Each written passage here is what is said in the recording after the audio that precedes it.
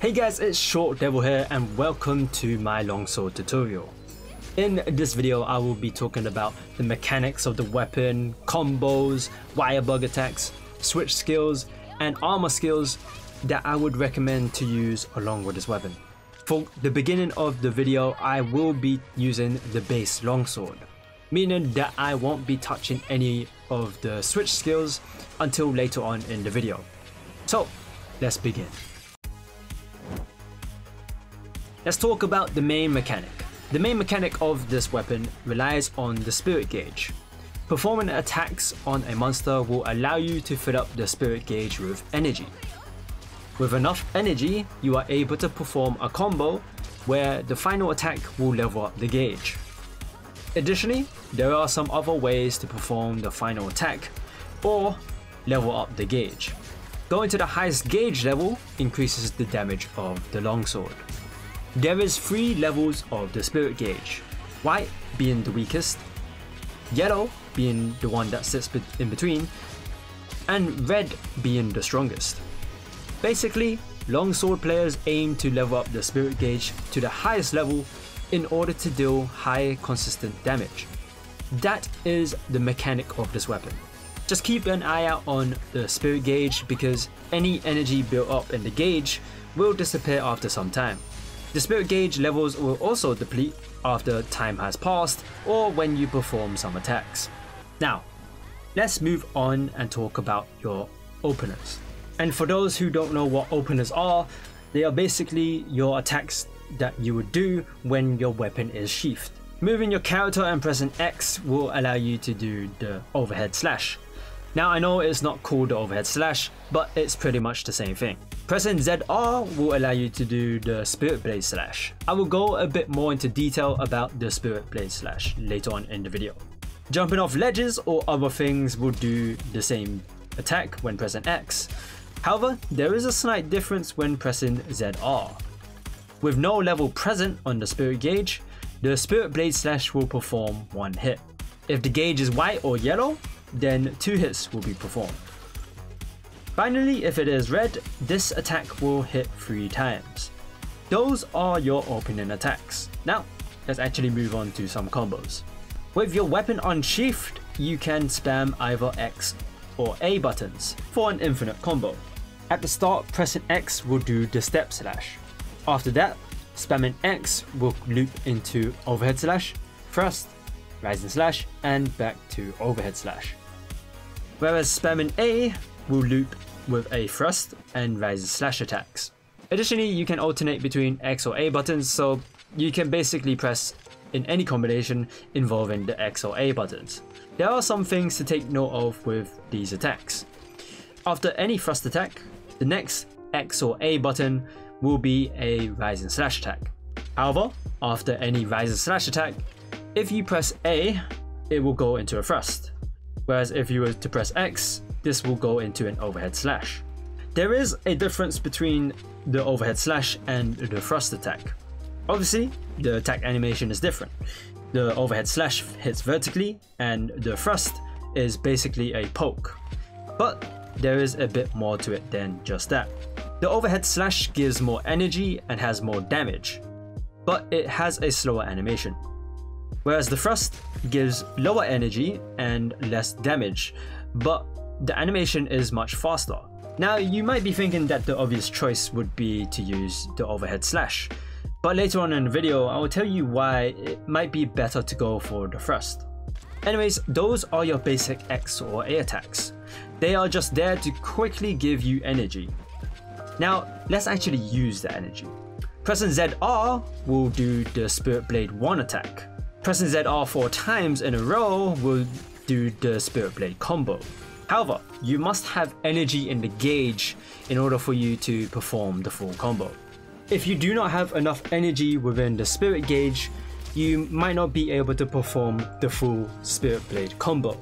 This just means that you might be able to perform maybe 2 or 3 Spirit Blade attacks, but you won't be able to perform the last attack.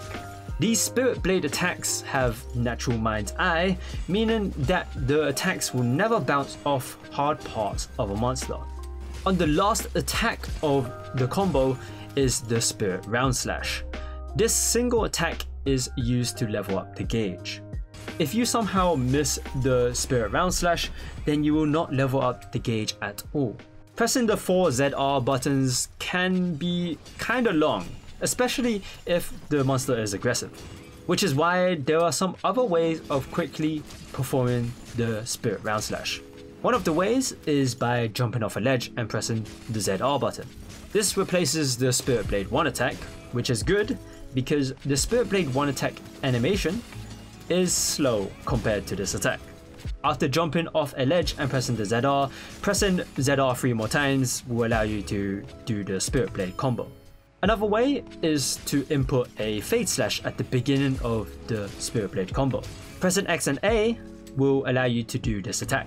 This move is the same as the move I previously mentioned when it comes to replacing the Spirit Blade 1 attack. However, there's one additional thing that this move can do. After inputting an attack, you can move either left or right with the Fade Slash. The Fade Slash overall is good for repositioning yourself, so if the monster has moved away from you or you just want to back away from the monster, then the Fade Slash will help you with that. Finally, the other way of reaching the Spirit Round Slash is by using the Foresight Slash. This is the quickest way of doing the Spirit Round Slash. The Foresight Slash is done by pressing ZR and A. There are two requirements for this move to work. One of them is that there must be some energy within the gauge. You can perform this move without energy, but you will not trigger the effects of this move. The other requirement is that you must get hit during this attack. This move is basically a counter, so getting hit during the animation of the attack will trigger the Foresight Slash. Another thing to mention about this move is that it can only be done after an attack. You cannot perform this move as your first attack. You must do any attack before doing the Foresight Slash. This is where the thrust attack comes in. What I like to do is, if I know the monster is about to attack, just do a quick thrust and go straight into the Foresight Slash. Now you can do the overhead slash, but the attack animation is much slower than the thrust attack. Another unique thing about the Foresight Slash is that you can use the stick to move yourself towards the monster's attack. For example, if you move the stick backwards while doing the Foresight Slash, this will move the character forwards so that you can get yourself hit during the Foresight Slash. You can do this move with any other direction, so if you want to move yourself to the left, you have to move the stick towards the right. It's a bit hard to get used to because it's like playing with inverted controls, but as I said, this technique is great for positioning yourself to get hit. Just remember, after doing the Foresight Slash, you must press ZR again for you to do the Spirit Round Slash. Also, I should mention that if you land the Foresight Slash but miss the Spirit Round Slash, you will receive max energy in the gauge. However, if you miss the Foresight Slash entirely, then you lose any built-up energy in the gauge. There's also another way to level up the gauge without doing the Spirit Round Slash, and that is the Iai Spirit Slash. However, before we can even talk about this move, I need to talk about the Special Sheath. The Special Sheath can only be done after doing an attack, and by pressing ZRB. Once you're in this stance, you're left with three options. 1. You can dodge, which cancels the stance. 2. You can press X to perform the Iai Slash. Landing a hit with the Iai Slash will change the energy gauge to blue, which gradually fills the gauge with energy for some time. The Iai Slash also has Natural Mind's Eye, meaning again that this attack will never bounce off hard parts of a monster. The other last option is to press ZR. This performs the Iai Spirit Slash. When attacked, if you press ZR just as you are about to get hit, you will counter the monster, dealing multiple hits. This attack levels up the gauge, only when you time the counter perfectly. If you did not time it correctly, the gauge will not level up. Also, you must hit the Iai Spirit Slash on the monster. If you do the Iai Spirit Slash and you don't connect your hit with the monster, you will not be able to level up the spirit gauge. What I tend to do after doing a Spirit Round Slash, I go straight into a Special Sheath. Then I Iai Slash so that I can continue having my longsword out. rather than sheathing it away. Also, if I manage to hit the monster with an Iai Slash, that will help fill up my gauge without having to hit the monster again. Another thing about the special sheath is that you cannot Iai Slash back into a special sheath. You can special sheath with any other attack, but you cannot Iai Slash into special sheath. This also means that you can Iai Spirit Slash into a special sheath.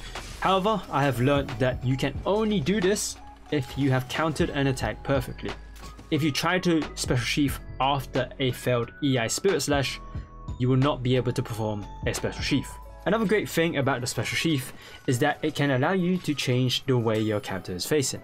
This can be useful for when you are facing the wrong way.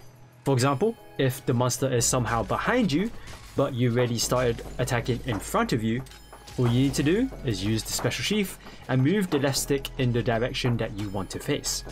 This method can be used to point yourself in any direction, so it's not just limited to facing maybe behind you, you could face it in all of the directions that you can think of. Those are all the base moves with the longsword. Now let's take a look into the Wirebug attacks. Pressing ZLX gives you access to the soaring kick. This move costs 1 Wirebug. Doing this move allows you to jump off a monster, and you will do a plunging attack. The effects of the plunging attack is similar to the Iai Slash, where the gauge will turn blue, which constantly fills the gauge with energy for some time. However, if you press ZR after landing on the monster, you will perform the Spirit Helmbreaker.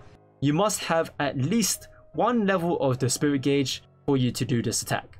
So basically, it must at least be of white level or higher for you to do this move. Doing this move will also reduce the Spirit gauge level by 1.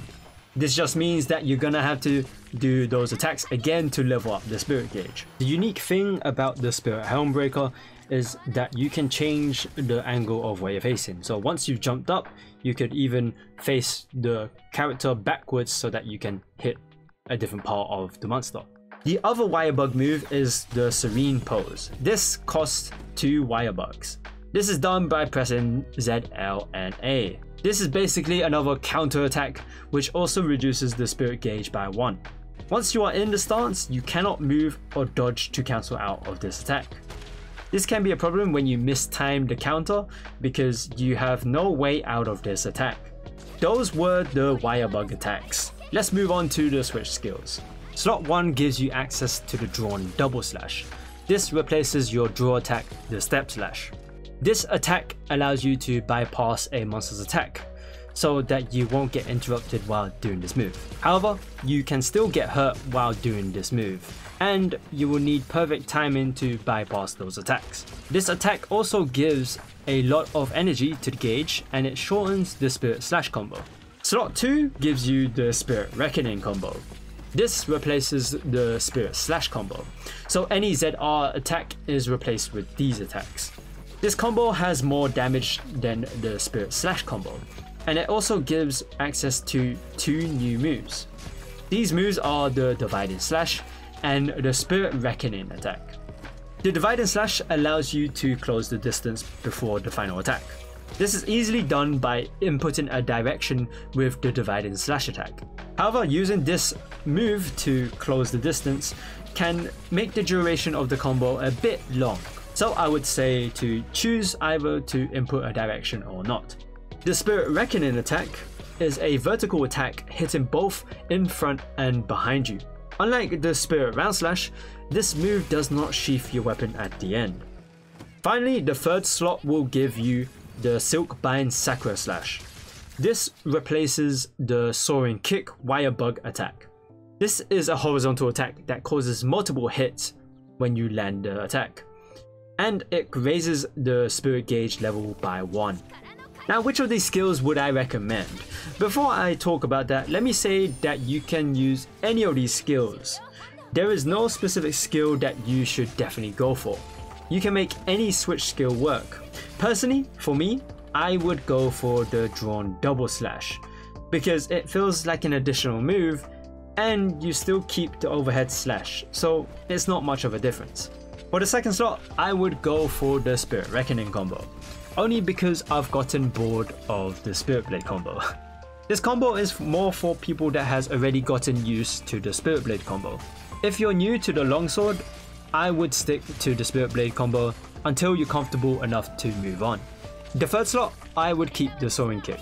The Silk Bind Sacra Slash is great for people who want to always maintain the spirit gauge on the highest level.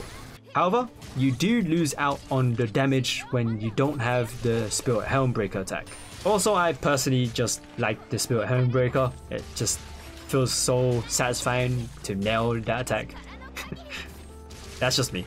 Finally, let's talk about skills to use with weapon. These are skills exclusively tied to the longsword, so I won't be mentioning damage increasing skills like attack boost. The first skill is Quick Sheath. This is great for the special Sheath move, allowing you to quickly get into the stance so that you're ready to counter the monster. Although this change of pace messed with me a little bit, so it might mess with you as well. However, once you get used to it, you will never want to take off the Quick Sheath skill. The Focus skill allows you to gain more energy when performing attacks, allowing you to quickly start performing Spirit Blade or Spirit Reckoning combos. However, the thing about the Focus skill is that you don't really need to have it on, because the amount of times you're using the energy in the gauge, you're gonna, well, eventually use it all up, or you can quickly gain it back. So it's not really a huge requirement for you to have Focus. I'm just saying if you really want it, then go ahead. But in the long run, I'd say I wouldn't really need Focus. And the other skill is Power Prolonger. This will help with keeping the gauge level to last longer, because if you haven't noticed, the gauge's level will drop after some time has passed. However, with the skill, I'd say it's not a huge requirement to have it on. This is because there's a lot of moves that can help regain a lost spirit gauge level, and there's a few moves that will use up a level. Having Power Prolonger on can use up some space for additional skills, but if you really want to prevent your gauge level from dropping via time spent away from the monster, then go ahead and put this skill on. That's all there is to the longsword. If I missed out on anything that might be useful, drop it down in the comments below. I'm sure it will help someone out. I hope you guys found the video useful in some way. Give it a like if you did, and subscribe to the channel if you haven't already for more helpful videos to come in the future. Make sure to also follow me on Twitch, where you can see me play this game as well, or if you want me to answer some questions live. Finally, be sure to follow me on Twitter as well for any other channel updates. Thank you guys for watching, and I shall see you guys later. What? I'm gonna die if I...